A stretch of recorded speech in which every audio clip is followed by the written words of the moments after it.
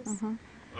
Before Scotty gets out of here, I had something that I would like him to just kind of go over a little bit, because I know and I agree with him totally on what I'm about to go through here about as far as protecting constitutional sovereignty here in the U.S.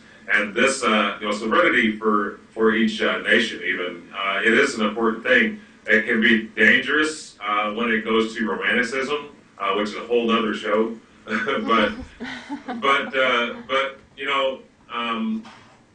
I know you're opposed to any law that provides for indefinite detention and stuff like that without due process, and that you support withdrawing or limiting participation in the United Nations, the World Trade Organization, International Criminal Courts, World Bank, International Monetary Fund, and I am completely with you on that because I've studied them in great detail for about 30 years.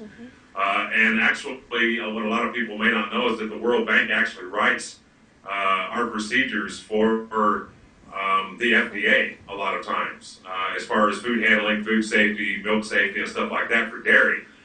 They are actually the authors of the food safety handling for that area. But I just wanted to maybe get your take on your knowledge of these and what kind of dangers you see within these different organizations.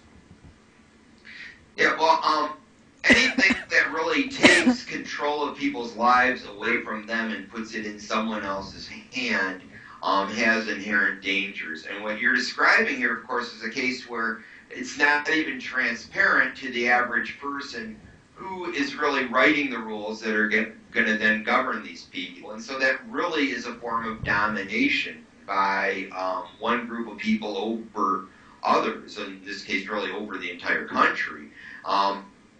So that's all dangerous. And my feeling is, as far as when I look at laws, as to whether a law was written by someone else with some other purpose or it's going to be invasive, is I'm going to look at the law and read it.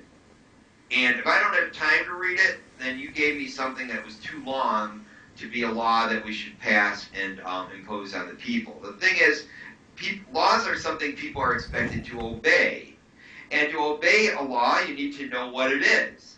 And if you have, a few basic laws that everyone understands, then people, if they break it, they knew they break it. And if they don't break it, they know they didn't break it. But when we have far more literature, actually, if you want to call it that, than anyone could possibly read in their lifetime, as the laws of this country, it is literally impossible to know whether or not you are being a law-abiding citizen or a felon. And I mean, for all likelihood, I am one, and all likelihood other people are, and then it just becomes selective enforcement. And then we're not a nation of laws, we're a nation of people who happen to opportunistically, based upon positions of privilege, decide who does and does not go to prison, who does or does not have their property taken, and who does or does not get to take property.